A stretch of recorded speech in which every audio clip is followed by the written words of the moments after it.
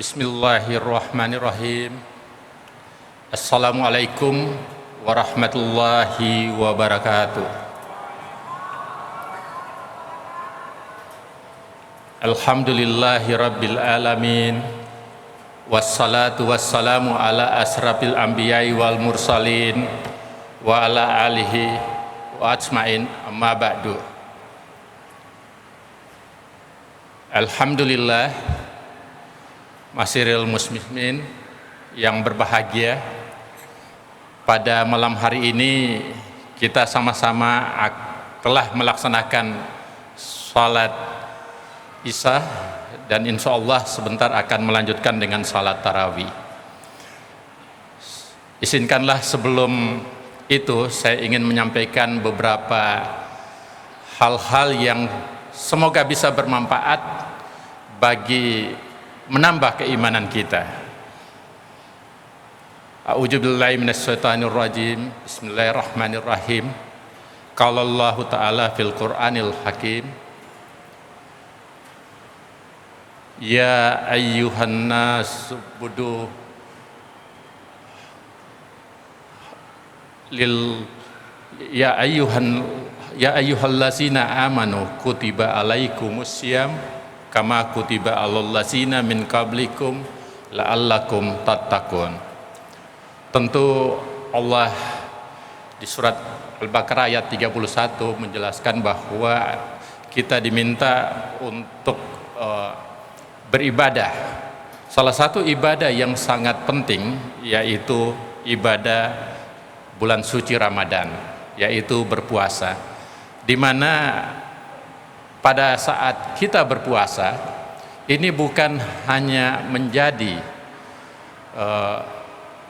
umat Rasulullah Muhammad SAW, tetapi juga umat-umat sebelumnya.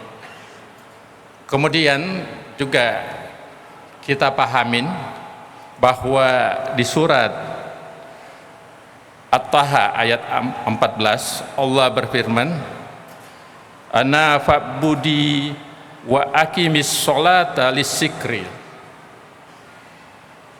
Sembahlah aku, kata Allah, dan tegakkanlah salat untuk mengingatku. Tentu kita sama-sama pahamin bahwa salah satu rukun Islam yaitu melaksanakan sholat, dan konteks sholat ini sebetulnya merupakan hal yang sangat penting karena merupakan kebutuhan manusia, kebutuhan umat, kebutuhan seluruh insan yang ada di muka bumi ini. Kenapa menjadi kebutuhan? Karena pada prinsipnya fitrah kita adalah makhluk.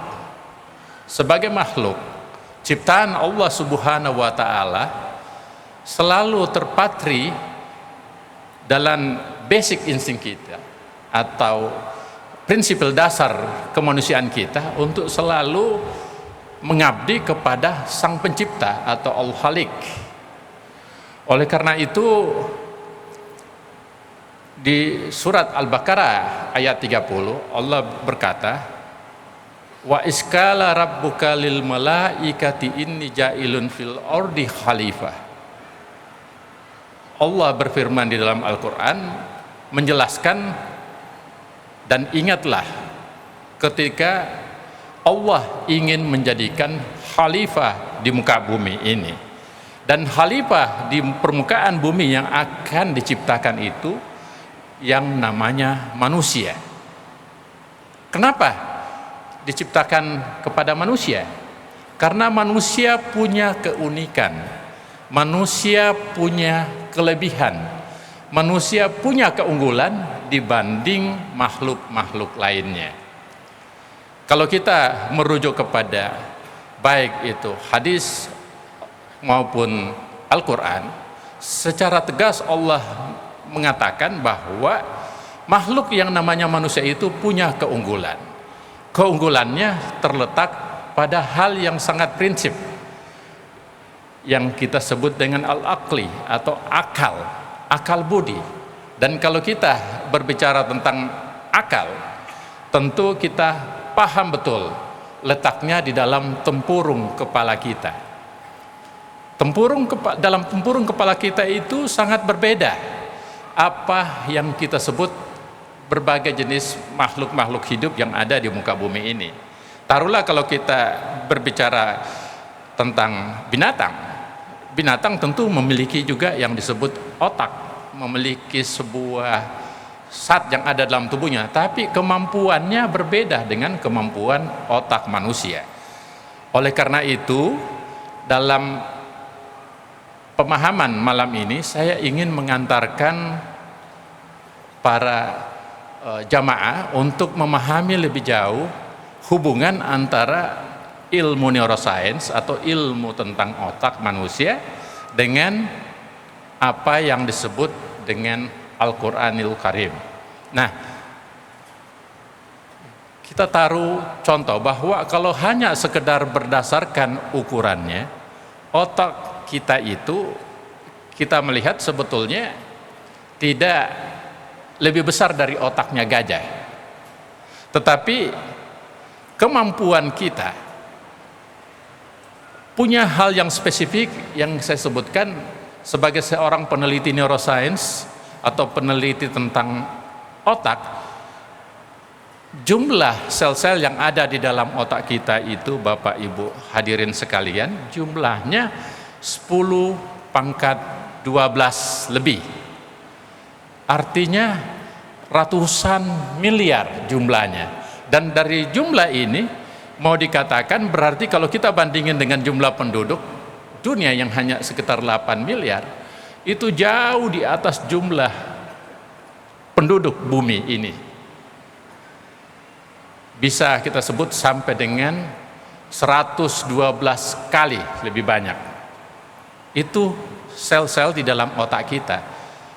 Tetapi ada hal yang unik dari otak ini sendiri, yaitu kemampuannya. Di dalam otak ini memiliki 3 hal yang sangat penting. Yang pertama yang kita sebut dengan sinaptik itu sendiri. Sinaptik adalah artinya hubungan antara satu sel saraf dengan saraf yang lainnya. Itu jumlahnya minimal 10.000. Jadi kalau 10.000 dikali ratusan miliar, jumlahnya tentu adalah ribuan triliun koneksi. Nah, kelebihan inilah yang kita sebutkan kenapa kita menjadi sangat spesifik. Oleh karena itu kita menjadi khalifah di muka bumi. Sebagai khalifah kita memiliki kebudayaan. Kita mampu menghasilkan karya. Bukan hanya karya seni, tetapi juga karya-karya yang monumental. Bahkan apa yang belum dipikirkan sebelumnya. Sekarang ini kita bisa saksikan manusia sudah bisa terbang, bahkan bisa menembus antariksa, jagat raya yang luasnya luar biasa. Kemudian pengetahuan kita mampu mengantarkan manusia kepada hal-hal yang belum diketahui sebelumnya. Nah, namun kelebihan ini sebagai khalifah tentu ada tanggung jawab kita. Sebagai khalifah yang punya kelebihan, khalifah yang punya keluar biasaan, tentu ini bisa menimbulkan rasa keangkuhan, rasa sombong, rasa serba bisa dan segalanya. Oleh karena itu kalau kita melihat sejarah umat manusia, sangat banyak para pemimpin-pemimpin yang raja-raja sebelum kita yang bahkan memproklamasikan dirinya sebagai Tuhan. Taruhlah misalnya Fir'aun. Itu karena manifestasi daripada keangkuhan yang dimiliki, karena dia punya yang makhluk yang namanya manusia itu selain mulia, dia juga punya kemampuan berkuasa, kemampuan mengambil keputusan, kemampuan berbagai macam hal. Dalam konteks itulah saya ingin mengantarkan hubungan antara kehebatan yang namanya manusia yang memiliki keunggulan otak yang luar biasa dengan hubungannya bagaimana kita menjadi tawaddu, merasa yakin atas kebesaran Allah. Jangan memproklamasikan dirinya kita sebagai apa yang disebut dengan Tuhan, karena kita bukan Tuhan. Sehebat-hebat manusia punya keterbatasan.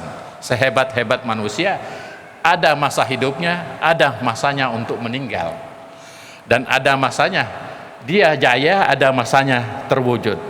Oleh karena itu sangat benar apa yang dikatakan Allah dalam Al-Quran bahwa ana fa'budinya wa aqimis sholata li zikrillah. Untuk menjadikan keseimbangan jiwa itu, maka kita harus menyembah Allah.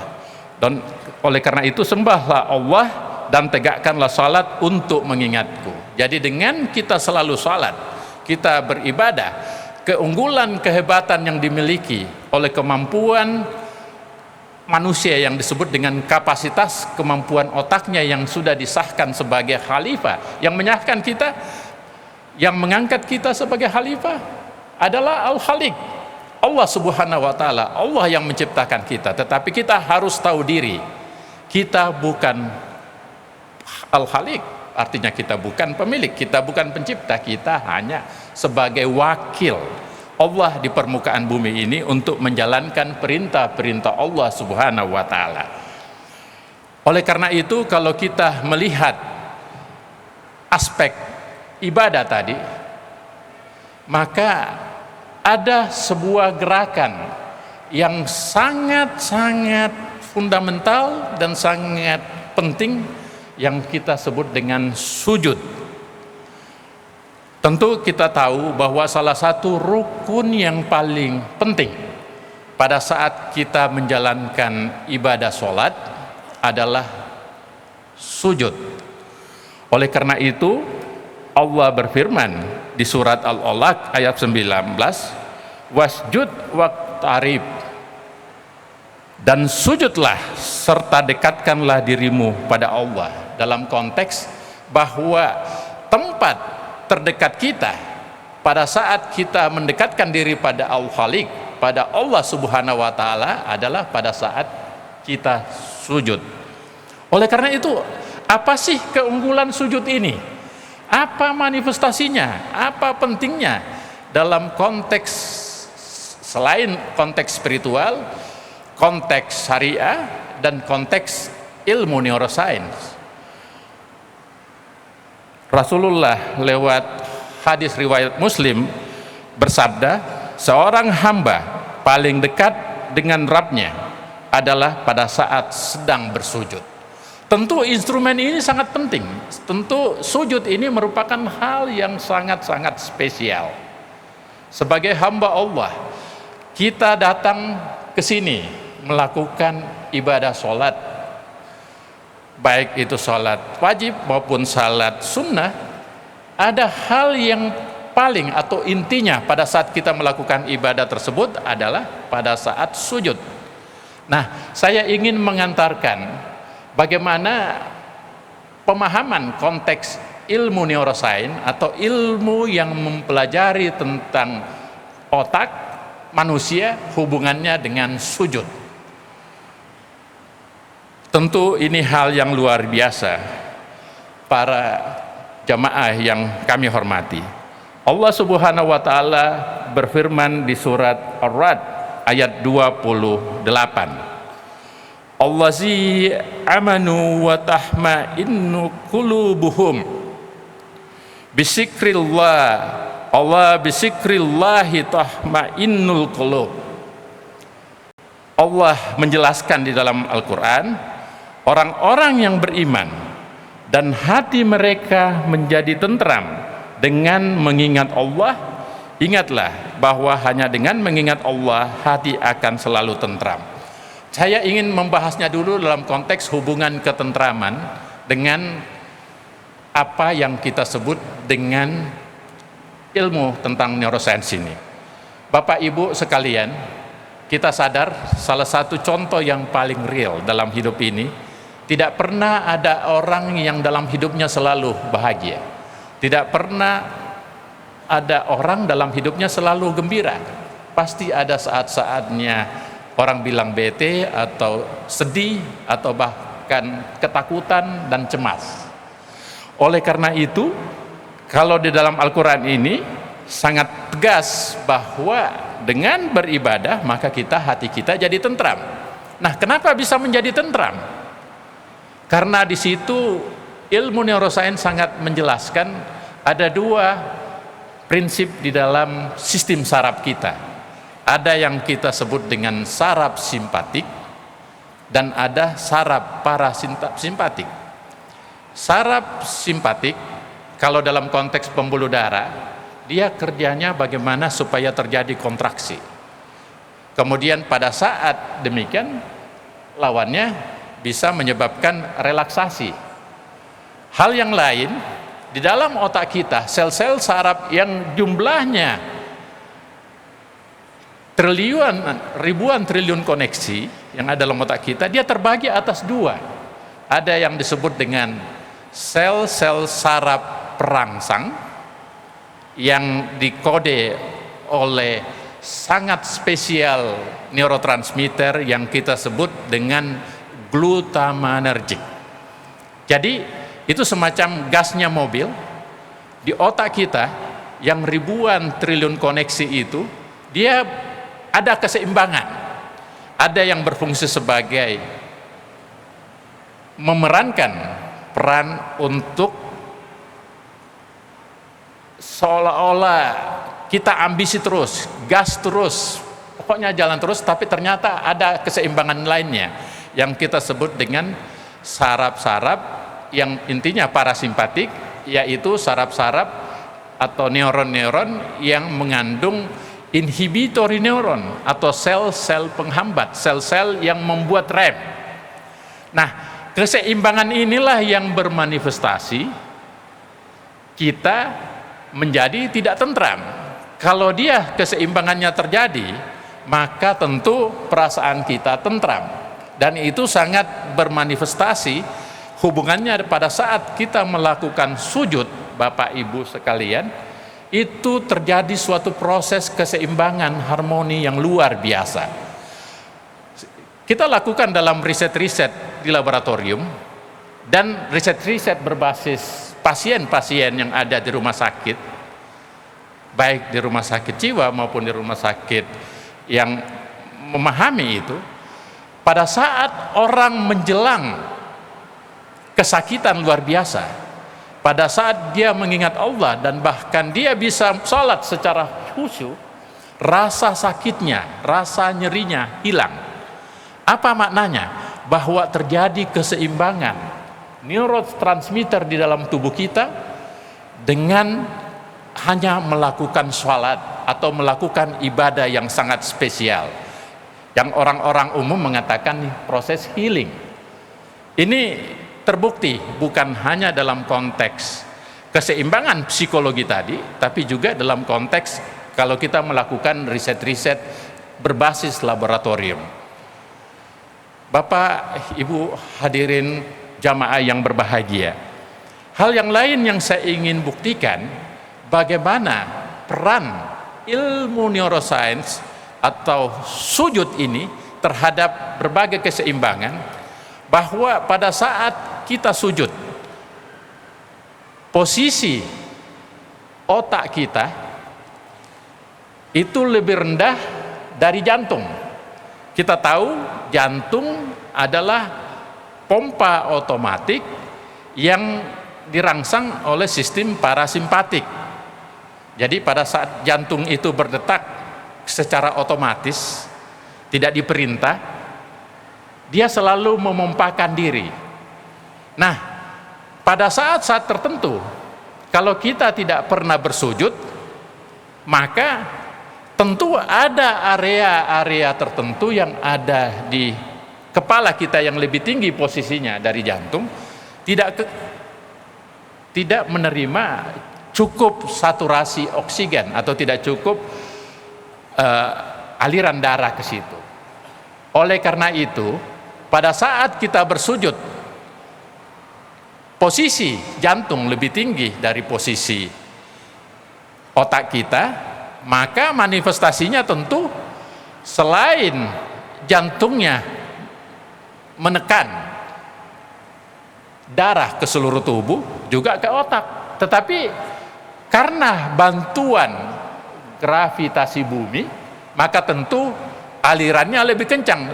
Mudah saja dilihat, kalau kita ngambil selang, kita sorong ke atas, maka dia tidak akan seperti air mancur, tidak setinggi mungkin. Tapi kalau disorong ke bawah begini, karena dua manifestasi, maka tentu desakannya lebih kencang ke otak. Dan ini punya manifestasi, Bapak Ibu sekalian, pada saat sujud.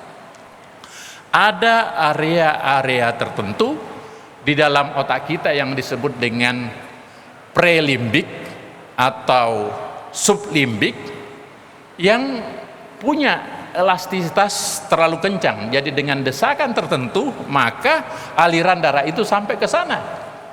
Jadi sujud itu sangat bermanifestasi, sangat penting. Dan manfaatnya apa? Karena darah sampai ke situ, darah bawa oksigen, darah bawa semua zat-zat yang dibutuhkan. Dampaknya adalah kebutuhan saturasi oksigen kita lebih terpenuhi. Dan apa dampak berikutnya? Ini bisa mencegah beberapa penyakit dalam riset-risetnya. Taruhlah contohnya penyakit pikun atau demensia, penyakit Alzheimer bisa tercegah dengan sujud.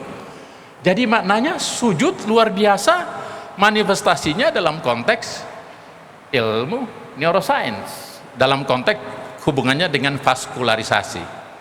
Hal yang berikutnya yang saya ingin sampaikan, manfaatnya, keunggulannya, pada saat kita sujud, maka kita berbicara tadi bahwa sistem saraf kita yang jumlahnya sangat banyak tadi, yang menentukan perasaan, pemikiran kita dan sebagainya, tentu akan bermanifestasi hal yang lebih spesifik lagi. 3 proses yang terjadi. Apa itu yang terjadi di otak kita? Yaitu proses yang kita sebut neurogenesis dan neuroplasticity. Sertain juga itu neurokompensasi. Nah, kita mau bahas dulu manfaatnya, hubungannya dengan neurogenesis. Pada saat kita berpuasa dan kita juga rajin menjalankan sholat, pada saat ibadah puasa tentu sujud kita lebih banyak, dan itu ternyata bisa merangsang sel-sel otak yang banyak itu tadi mati, kemudian berganti menjadi sel-sel baru yang lebih baik, kan begitu. Jadi ada proses perbaharuan sel-sel di otak. Berikutnya tentu punya manfaat lain, jaringan koneksinya lebih fresh, yang disebut neuroplasticity sinaptik. Dan yang ketiga adalah neurokompensasi. Jadi dengan konteks seperti itulah, maka besar sekali peran manfaat kita pada saat sujud, Bapak Ibu sekalian. Bisa memperbaiki otak kita dan otak kita bisa semakin sehat. Kemudian ada hal yang lain lagi dalam konteks seperti itu. Selain ketentraman jiwa, menghilangkan rasa keangkuhan dan kesombongan kita, pada saat kita sujud, Bapak Ibu sekalian, sistem elektrik di otak kita itu seperti mengalami recharge atau di-charger kembali, bahkan mencegah terjadinya korsleting. Ingat gak, ini gedung kita sangat tinggi, ada groundnya kan? Ada ground yang mencegah apa? Supaya kilat tidak menyambar puncaknya masjid ini. Nah, seperti itu juga lah dalam konteks koneksi di otak kita. Pada saat kita sujud, itu semacam selain menghilangkan rasa kesombongan, keangkuhan dan sebagainya, ternyata ada manifestasi elektromagnetiknya, yaitu menjadi manifestasi yang sangat spesifik dan sangat spesial, mencegah terjadinya korslet di dalam otak kita. Apa itu korslet? Ya error. Kalau error apa? Macam-macam. Stres. Setelah stres apa? Ya macam-macam, bisa jadi sakit kan? Bisa tidak ada sebabnya tiba-tiba marah-marah. Dan itu sangat berbahaya. Jadi Itu manifestasi secara ilmiah kenapa pentingnya kita melakukan sujud. Dan sujud ini ternyata sangat diperkuat oleh Al-Quran. Oleh karena itu, maka baik secara ilmiah, secara spiritual maupun secara kesehatan, telah terbukti sujud memiliki manfaat manifestasi yang sangat penting bagi kehidupan kita. Oleh karena itu, kuncinya kalau mau sehat, mau tidak error, perbanyaklah sujud. Apalagi dibarengi dengan puasa, luar biasa berkah Ramadan ini. Jadi harapan kami, mudah-mudahan apa yang saya sampaikan ini bisa bermanfaat, menambah iman dan menambah semangat untuk beribadah, khususnya melaksanakan sujud. Akhirnya saya ingin mau sampaikan ayat yang kami sadur dari Al-Quran, yaitu qad afahal mu'minun allazina hum fi sholatin khusyu'. Sungguh beruntunglah orang-orang mukmin, yaitu orang-orang yang khusyuk dalam salatnya. Surat Al-Mu'minin ayat 1 dan 2.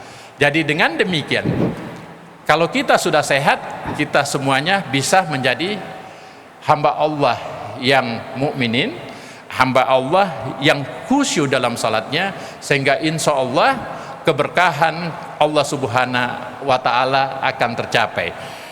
Semoga pada saat bulan Ramadan ini, mari memperbanyak sujud, mari memperbanyak ibadah, mari memperbanyak ibadah-ibadah, baik puasa, charity atau zakat, dan tentu adalah ibadah sujud atau ibadah sholat sangat penting. Semoga apa yang saya sampaikan ini bisa bermakna, bisa berbahagia. Amin. Di bulan Ramadan ini memberi berkah yang sangat besar. Demikian, billahi taufik wal hidayah. Wassalamualaikum warahmatullahi wabarakatuh.